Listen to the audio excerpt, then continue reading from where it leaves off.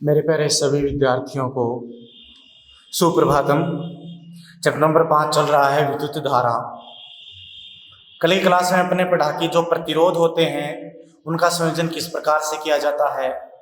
दो प्रकार से था, श्रेणी क्रम और समांतर क्रम। दोनों का रिजल्ट अपन ने देखा था। आज का जो टॉपिक है वो अपने स्टार्ट करते हैं। सिंपल सा छोटा सा टॉपिक है, सेल, विद्युत वाहक बल, टर्मिनल वोल्टता और आंतरिक प्रतिरोध क्या होते हैं तथा इनके मध्य संबंध क्या होगा। तो सबसे पहला जो टॉपिक है वो अपन स्टार्ट करते हैं सेल।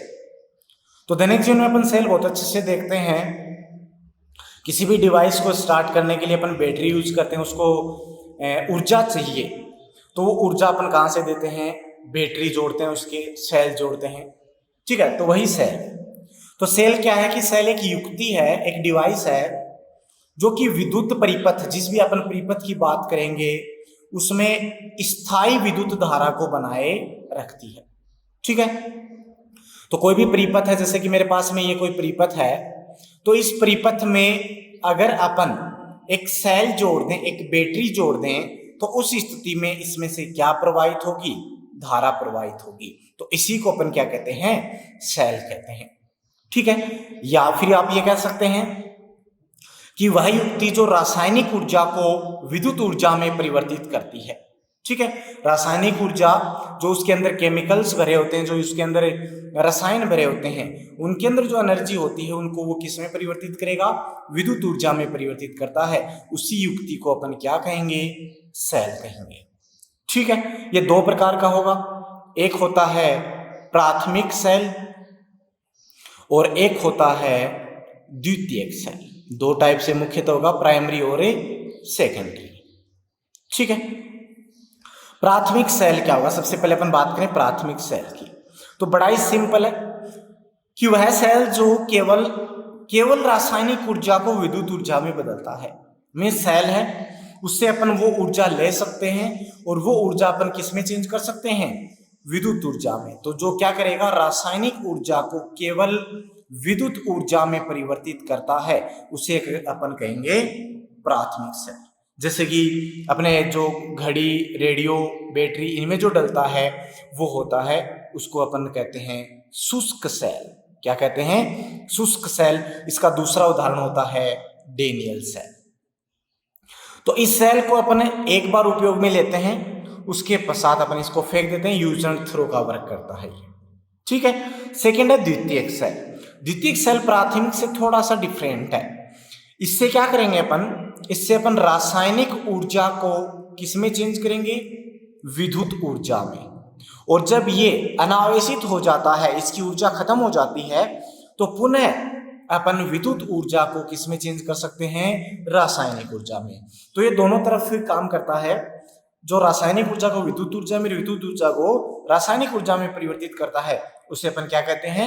द्वितीयक सेल कहते हैं। ठीक है, जैसे कि अपने जो इन्वर्टर में बैटरी लगी होती है, गाड़ियों में जो बैटरी लगी होती है, उसको अपन कहते हैं सीसा संचायक सेल। क्या कहते हैं? तो इसका एक उदाहरण है सीसा संचायक सेल। ये क्या करता है? अपने को ऊर्जा देता है। जब ये अनावेशित होता है तो पुनः ये चार्ज अपन इसको कर लेते हैं और ये पुनः वर्क करने लगता है। तो अपन कह सकते हैं द्वितीयक सेल, इसको एक बार में उपयोग में लेने के पश्चात पुनः आप आवेशित करके उपयोग में ला सकते हैं। ठीक है, तो ये तो हो गया एक सेल की परिभाषा। सिंपल डेफिनेशंस पढ़ रहे हैं अपन आज। नेक्स्ट होता है विद्युत वाहक बल। नेक्स्ट क्या है? विद्युत वाहक बल। देखो, कोई परिपथ है आपके पास में। ठीक है, ये एक परिपथ है, यहाँ पे एक प्रतिरोध जुड़ा हुआ है। ठीक है, यहाँ एक जैसे मान लो बल्ब जुड़ा हुआ है, ये बल्ब है, और यहाँ एक बैटरी आपने कनेक्ट कर रखी है। ये एक बैटरी कनेक्ट कर रखी है, ये कुंजी है। ठीक है, तो यहाँ पे इस कुंजी को अपन ऐसे दर्शा दें, ऐसे है, ये कुंजी के है, ये प्लस माइनस रेजिस्टेंस आर, ये है बल्ब। तो यदि आपके पास कोई खुला परिपथ है, यहाँ पे फिजिक्स में अपन जब बात करते हैं परिपथों की, तो खुला परिपथ और एक होता है बंद परिपथ। एक होता है खुला परिपथ और एक होता है बंद परिपथ। खुला परिपथ का मतलब होता है ऑफ की कंडीशन। यहां पे ये देखो दोनों टच नहीं है, खुला है, तो इस स्थिति में ये सर्किट ऑफ है। बंद परिपथ, जब मैं इसको यहां टच करवा दूंगा तो बंद हो जाएगा, इसका मतलब ऑन की कंडीशन में। तो आपको यहाँ पे कंफ्यूज नहीं होना है कि बंद परिपथ होगा इसका मतलब बंद है। बंद नहीं, बंद का मतलब है कि वो परिपथ ऑन है, और खुला परिपथ से मतलब वो ऑफ है, कुंजी ऑफ है। तो ये जो बटन है, कुंजी है, ये ऑफ की स्थिति में होगा, तो इसमें से कोई धारा प्रवाहित नहीं होगी। तो उस स्थिति में केवल वो ऊर्जा इसके पास होगी। ठीक है, तो यहां से डेफिनेशन बनती है कि सेल के ये दो टर्मिनल हैं, एक प्लस है एक माइनस है। ठीक है, इनके मध्य विद्युत विभवांतर, खुले परिपथ में सेल के दो टर्मिनलों के मध्य विद्युत विभवांतर को ही क्या कहते हैं? इस सेल का विद्युत वाहक बल कहते हैं। क्या कहते हैं? इस सेल का विद्युत वाहक बल कहते हैं। अपन यहां पे कहेंगे कि जो सेल होता है, ध्यान रखना इस बात का, सेल जब अपन जोड़ते हैं परिपथ में, तो अपने को, आपको ऐसा लग रहा होगा कि ये सेल इसको आवेश देता है जिससे कि विद्युत ऊर्जा, विद्युत प्रवाहित होती है। नहीं, ये कोई भी आवेश का स्रोत नहीं है, ये कोई भी आवेश नहीं देता, ये कोई भी धारा नहीं देता, क्योंकि उस चालक में आवेश तो पहले से विद्यमान होते हैं। ये कह सकते हैं यह केवल उनको क्या प्रदान करता है? ऊर्जा। तो यहां पे एक बात याद रखेंगे कि जो सेल है वो सेल ऊर्जा का स्रोत है, ना कि आवेशों का। क्लियर है? ठीक है, तो यहां पे ये जो सेल है, ये सेल यदि खुला परिपथ हो तो इसके टर्मिनलों के मध्य का जो विभवांतर होगा उसी को अपन क्या कहेंगे? विद्युत वाहक बल। इसे ई से डिनोट करते हैं। तो आपको ये एक बात और यहां पे ध्यान रखनी है कि जो विद्युत वाहक बल है वो कोई बल नहीं है, वो है विभवांतर। क्या है? विभवांतर। ये नाम इसका बल के फॉर्म में है, बाकी ये बल नहीं होता, ये होता है किन्हीं दो टर्मिनलों के बीच में विभवांतर, जब आपका परिपथ खुला हो। दूसरी डेफिनेशन ये कह सकते हो कि एकांक धनावेश को परिपथ में, एकांक यहां से कोई धनावेश है उसको परिपथ में प्रवाहित करने के लिए सेल द्वारा दी गई ऊर्जा या सेल द्वारा किया गया कार्य क्या कहलाएगा? उस सेल का विद्युत वाहक बल। इसे ई से डिनोट करते हैं। तो एकांक धनावेश को फॉर्मूले से बनाया किया गया कार्य W/Q। तो इसका जो मात्रक है वो बनेगा जूल पर कूलम, जिसको अपन क्या कहते हैं? वोल्ट कहते हैं। क्या कहते हैं? वोल्ट कहते हैं। ठीक है, इस बात को आप ध्यान रखेंगे। नेक्स्ट आपके पास में आता है टर्मिनल वोल्टता। नेक्स्ट आता है टर्मिनल वोल्टता। ये क्या होगा? ये थोड़ा सा फर्क होगा विद्युत वाहक बल और टर्मिनल वोल्टता में। वो क्या फर्क होगा? विद्युत वाहक बल में तो क्या होता है? परिपथ खुला, लेकिन अगर उस परिपथ को आप बंद कर दें तो वही विद्युत वाहक बल क्या बन जाएगा? टर्मिनल वोल्टता बन जाएगी। ठीक है, मतलब इस कुंजी को अगर अपन ऑन कर दें, यहां से इसको कनेक्ट कर दें, तो उस स्थिति में पूरे परिपथ में धारा प्रवाहित होगी, बाह्य परिपथ में धारा प्रवाहित होगी। तो उस स्थिति में किन्हीं दो टर्मिनलों के बीच का जो विद्युत विभवांतर है उसी को अपन क्या कहेंगे? सेल की टर्मिनल वोल्टता। तो डेफिनेशन क्या बनती है कि किसी बंद परिपथ में सेल के दो टर्मिनलों के मध्य विद्युत विभवांतर को सेल की टर्मिनल वोल्टता कहते हैं। इसे किससे व्यक्त करेंगे? V से। और उसी प्रकार इसका मात्रक भी क्या होगा? वोल्ट होगा। तो एक बात आपको यहां ध्यान रखनी है कि विद्युत वाहक बल और टर्मिनल वोल्टता दोनों एक ही क्वांटिटी हैं, लेकिन अगर परिपथ खुला है तब तो अपन उसको E से व्यक्त करते हैं, और अगर परिपथ बंद है तब अपन उसको V से व्यक्त करते हैं। ठीक है, ये आपके पास में, जैसे अपने पास देखो, आपने जो बैटरी वगैरह सेल वगैरह शुष्क सेल आता है तो उस पे आपने देखा होगा उसका विद्युत वाहक बल जो होता है वो 1.5 वोल्ट होता है। कितना होता है? 1.5। तो उस पे आपने लिखा देखा होगा कि E = 1.5। तो जब अकेला सेल है वो, तब उसका विद्युत वाहक बल है 1.5। जैसे उसको परिपथ में जोड़ दिया तो वही विद्युत वाहक बल क्या बन जाएगा? टर्मिनल वोल्टता। तब उसको इतना ही कहेंगे, 1.5। तो दोनों एक ही क्वांटिटी है। ये खुले परिपथ में है, ये बंद परिपथ में है। ठीक है। खुले परिपथ में है तो मैं ये कह सकता हूं केवल सेल के अंदर होगा, और बंद परिपथ में तो कह सकते हैं पूरे परिपथ में होगा। ठीक है। नेक्स्ट है आंतरिक प्रतिरोध। नेक्स्ट क्या है? आंतरिक प्रतिरोध। आंतरिक प्रतिरोध अंदर का, एक तो देखो बाहर लगा हुआ प्रतिरोध, परिपथ में बाह्य रूप से एक प्रतिरोधक जुड़ा होगा उसको अपन प्रतिरोध कहेंगे। लेकिन जो सेल होता है अपने पास में, सेल के अंदर रासायनिक पदार्थ भरे होते हैं और उनमें विद्युत अपघटय भरे होते हैं। विद्युत अपघटय द्रव्य भरा होता है, एक प्लस एक माइनस। तो यहां इस सेल के आंतरिक भाग में ही यहां पर भी आयन इधर उधर गति करते हैं, जिसके कारण तो धारा प्रवाहित होती है। तो इस विद्युत अपघटय के कारण भी इस धारा में अवरोध उत्पन्न होता है, इसमें भी इसका विरोध होता है। उसी को सेल का क्या कहते हैं? आंतरिक प्रतिरोध कहते हैं। क्लियर है? फिर से रिपीट कर रहा हूं कि विद्युत सेल में विद्युत अपघटय के कारण धारा में उत्पन्न अवरोध को सेल का आंतरिक प्रतिरोध कहते हैं। ठीक है।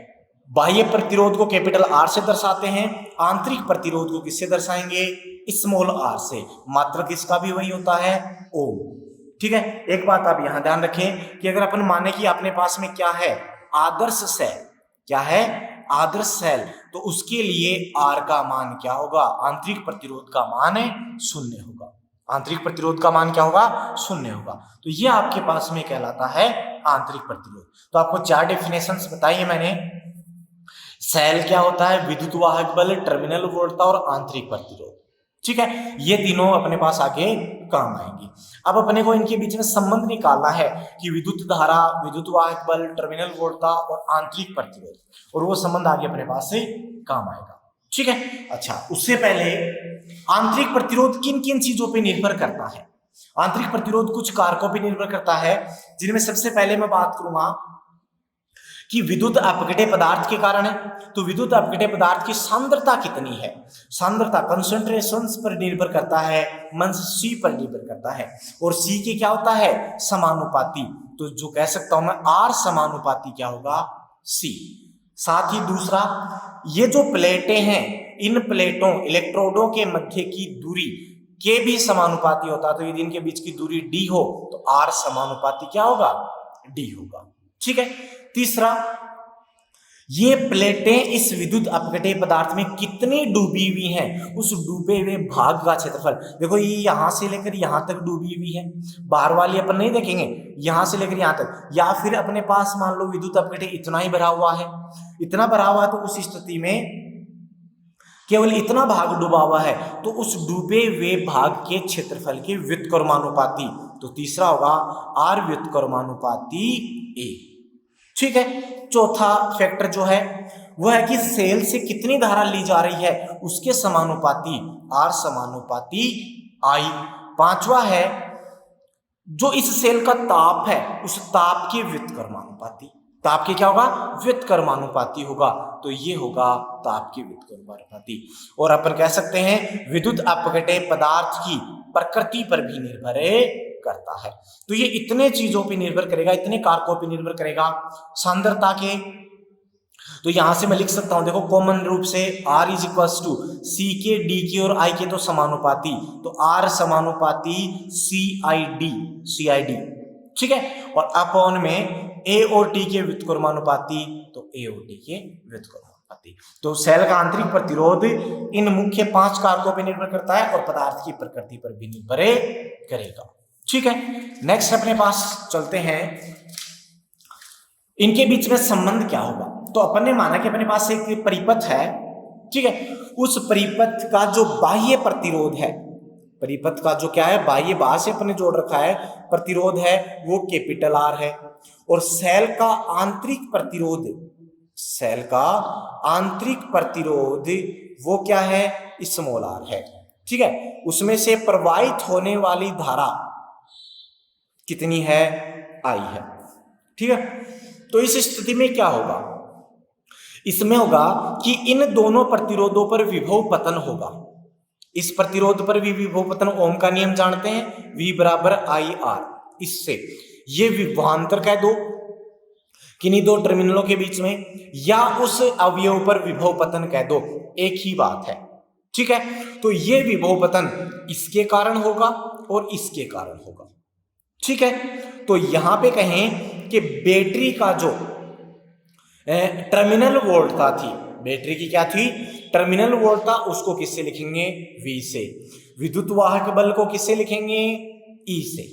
विद्युत वाहक बल को किससे लिखेंगे, E से लिखेंगे। और विद्युत वाहक बल का मान सदैव टर्मिनल वोल्टता से क्या होता है, अधिक होता है। क्या होता है, अधिक होता है। ठीक है, क्योंकि परिपथ में जुड़ने के बाद उसका कुछ मान कम हो जाता है। तो इसमें कितनी कमी हुई, वो कमी आंतरिक प्रतिरोध के विभव पतन के तुल्य होती है। तो आंतरिक प्रतिरोध की विभव पतन के तुल्य होगा, तो कमी कितनी, कमी होगी E माइनस V बराबर किसके तुल्य होगी, आंतरिक प्रतिरोध पर विभव पतन। तो विभव पतन मतलब V is equal two ohm के नेम से IR, तो I तो धारा और यहाँ पे R कितना है, स्मॉल r। ठीक है, तो यहां से एक रिलेशन बन गया अपने पास में, V is equal to E minus IR। इस समीकरण का अपन आगे यूज करेंगे। तो ये समीकरण है विद्युत वाहक बल, टर्मिनल वोल्टता और I और R में संबंध को दर्शाती है। ठीक है, ओम के नियम से बाह्य प्रतिरोध कितना था, बाह्य प्रतिरोध R है, तो बाह्य प्रतिरोध R है तो धारा I है, तो उसके लिए मैं लिख सकता हूं टर्मिनल वोल्टता V बराबर IR। ये मान आप यहां रखें तो अपने पास में क्या बनेगा, चलिए यहां रख दो, आपके पास में बनेगा E minus IR is equal to IR। इसको इधर ले जाएं तो ये बनेगा E is equal to I common आ गया, capital R plus small r। अब यहां से आप I का मान निकाल सकते हैं, तो प्रवाहित धारा, ये भी अपने आगे काम आएगा, प्रवाहित धारा I is equal to E upon कुल प्रतिरोध मीन्स बाह्य प्रतिरोध प्लस आंतरिक प्रतिरोध। ठीक है, यहीं से अपन स्मॉल r आंतरिक प्रतिरोध का मान भी निकालेंगे, इसी समीकरण से निकालेंगे अपन। तो इसी समीकरण से अपने पास देखो क्या आएगा, इस समीकरण से इससे निकाल लेते हैं, ये रही अपनी समीकरण, या इससे निकाल लो। तो r is equals to E minus V upon capital I। Capital I का मान यहां से रख दो, कैपिटल I बराबर बनेगा V अपॉन R। तो यहां से R इज इक्वल्स टू क्या बनता है, E minus V upon V upon R। तो ये क्या बन गया, R is equals to E minus V upon V और मल्टीप्लाई R। ये क्या हो जाता है, ये हो जाता है आंतरिक प्रतिरोध। क्या होगा, आंतरिक प्रतिरोध। तो ये फॉर्मूले जो बॉक्स में बन रहे हैं इनको याद रखना है, आगे अपने पास काम आएंगे और ये संबंध को भी व्यक्त करते हैं। ठीक है, अभी मैंने एक बात बताई थी, देखो कि E का मान सदैव V से अधिक होता है, लेकिन जब अपन सेल को काम में ले रहे हैं, उपयोग में ले रहे हैं तब। तो यहाँ एक इंपॉर्टेंट बात यह है कि जब सेल को उपयोग में लिया जाता है तो सेल का विद्युत वाहक बल सदैव उसकी टर्मिनल वोल्टता से अधिक होता है। लेकिन यदि सेल को अपन आवेशित कर रहे हैं, इसका मतलब अपन क्या कर रहे हैं, उसको चार्ज कर रहे हैं, उस स्थिति में रिवर्स की कंडीशन होगी, और रिवर्स की कंडीशन होगी तो उस स्थिति में टर्मिनल वोल्टता का मान विद्युत वाहक बल से अधिक होगा। ठीक है, इस बात को आप ध्यान में रखेंगे। तो ये आपके पास में कुछ परिभाषाएं और एक आपके पास छोटा सा डेरिवेशन था जो कि विद्युत वाहक बल और आंतरिक प्रतिरोध और विद्युत टर्मिनल वोल्टता में संबंध को दर्शाता है। ठीक है, नेक्स्ट आपके कुछ डाउट्स थे, उनको अपन क्लियर करते हैं। जो न्यूमेरिकल क्वेश्चन थे उनमें फर्स्ट जो क्वेश्चन आता है वो ये था कि प्लेटिनम प्रतिरोध तापमापी के प्लेटिनम के तार का प्रतिरोध हिमांक पर 5 ओम है। ठीक है, एक प्रतिरोध तापमापी है, तो उसके लिए हिमांक दे क्या रखा, देखो अपने को हिमांक का मतलब होता है 0 डिग्री सेंटीग्रेड। तो 0 डिग्री सेंटीग्रेड पर प्रतिरोध मतलब R0 दे रखा है 5 ओम। एक दूसरा है भाप बिंदु पर इतना प्रतिरोध है। भाप बिंदु क्या होता है, जहां पर भाप में चेंज हो मीन्स 100 डिग्री सेंटीग्रेड। तो 100 डिग्री सेंटीग्रेड पर मीन्स R100 दे रखा है कितना, 5.23 ओम।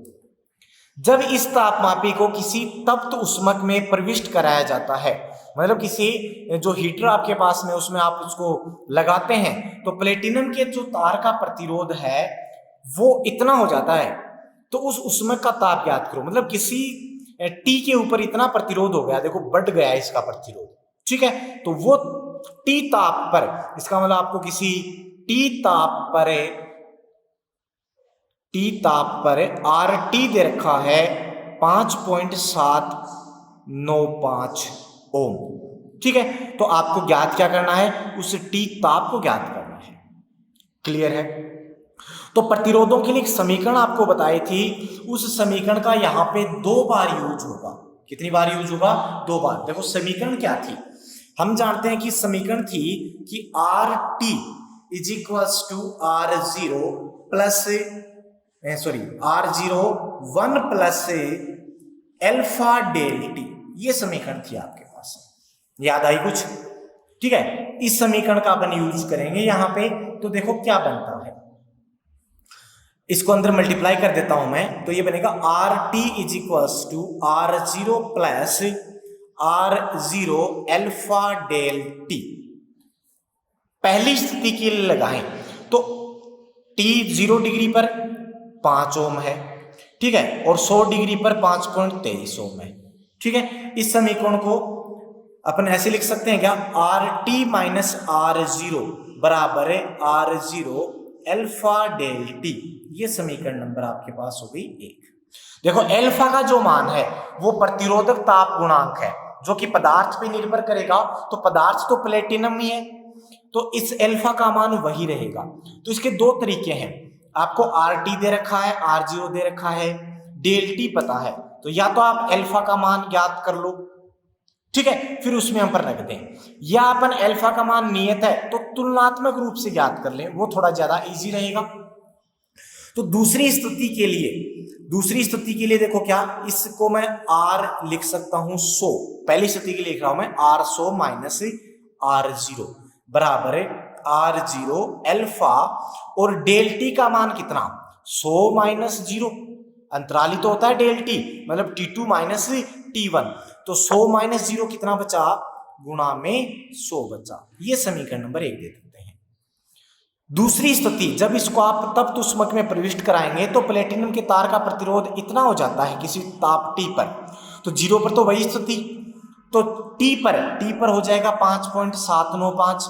तो फिर से इसी समीकरण का मैं यूज करूं तो ये बनेगा R T minus R0 is equals to R0 alpha और गुणा डेल टी ताप पर हुआ है, प्रारंभिक ताप आप सेम ले लें, तो T माइनस 0 कितना बचा, T बचा। ये समीकरण नंबर 2, ठीक है। तो देखो R0 का मान तो सेम ही है, तो इन दोनों की तुलना करें तो 1 में आप 2 का भाग दे दें, समीकरण 1 में 2 का भाग देने से देखो क्या बचेगा, R100 minus R0 upon RT minus R0 बराबर R0 एल्फा गुणा में 100 और अपॉन में R0 एल्फा गुणा में T, ठीक है। देखो कैंसिल आउट हो गए क्या, R0 से R0, एल्फा से एल्फा।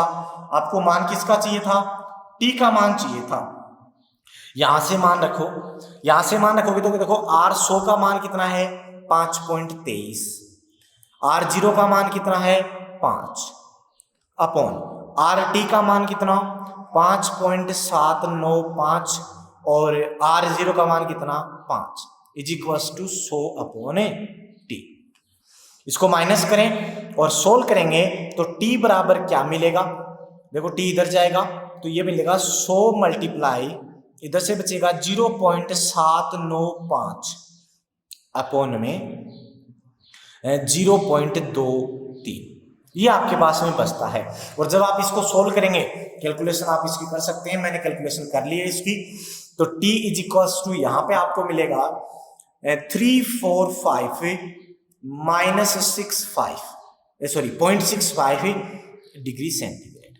कैलकुलेशन आप कर लेना, मैंने कैलकुलेशन कर दी है, ये आपका आंसर मिलता है। तो तुलनात्मक रूप से 2 स्थितियां बनी है, एक बार पहली और दूसरी के साथ, फिर एक बार पहली और तीसरी के साथ। तो एक समीकरण तो ये बनेगी, एक ये बनेगी। एल्फा का मान समान रहेगा क्योंकि पदार्थ समान है, प्लेटिनम ही है। R0 का मान समान है, R100 और RT का भिन्न भिन्न है, ठीक है। तो ऐसे आप तुलना करके इसका मान निकाल सकते हैं। क्लियर है?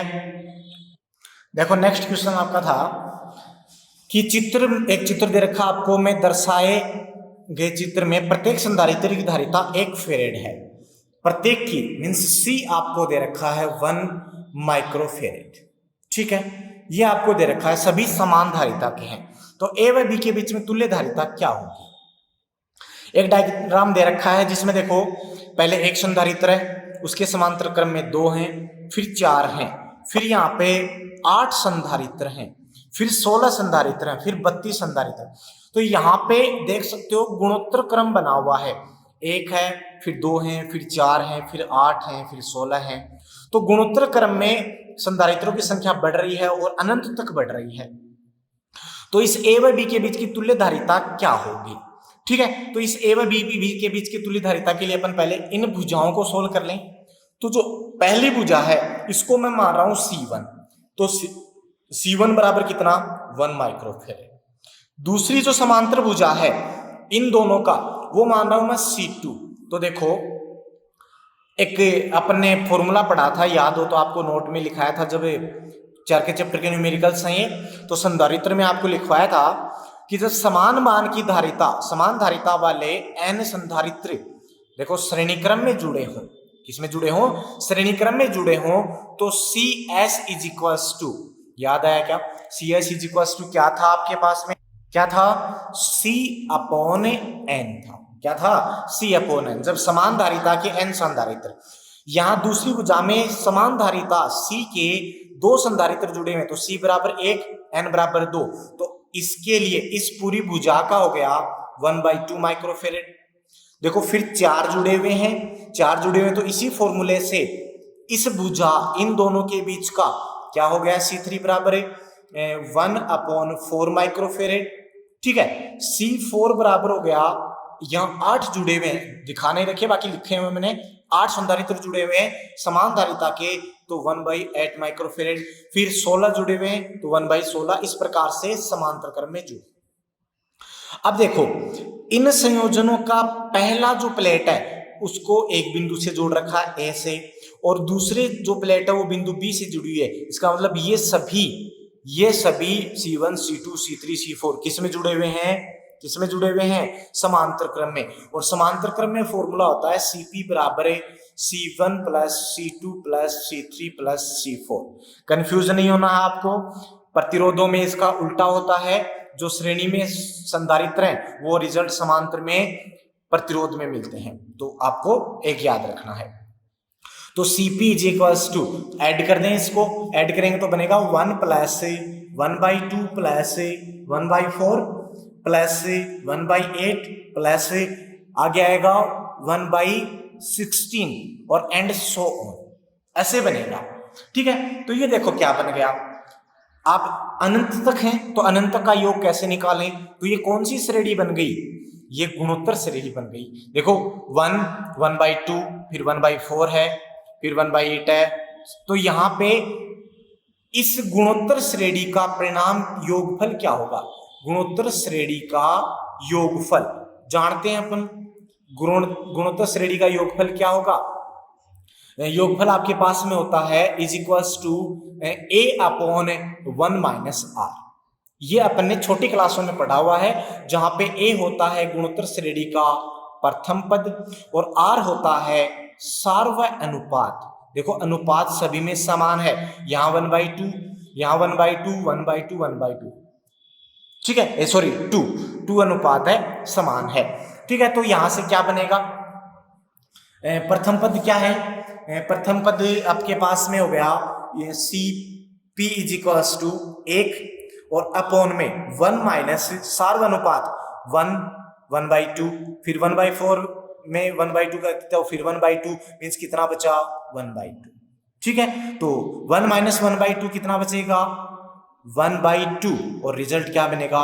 CP इज इक्वल्स टू 2 और यूनिट क्या होगी? माइक्रोफेरेड। इस प्रकार से आप इसको सोल्व कर सकते हैं। तो ये आपको देखना है कि कैसे है। ठीक है, अनंत जुड़े हुए हैं आगे, लेकिन श्रेणी कौन सी है? गुणोत्तर। तो गुणोत्तर श्रेणियों का योग इस प्रकार से दिया जाता है, ये अपन छोटे क्लासों में पढ़ चुके हैं, उसका हेल्प से अपन इसको कर सकते हैं। ठीक है, बाकी की जो आपकी प्रॉब्लम्स हैं वो अपनी नेक्स्ट क्लास में होंगी। तो इससे संबंधित और भी प्रॉब्लम्स हैं, उनको आप पूछ सकते हैं, कमेंट बॉक्स में बता सकते हैं। वीडियो को अगर पसंद आता है तो लाइक करें उसे। ठीक है, धन्यवाद।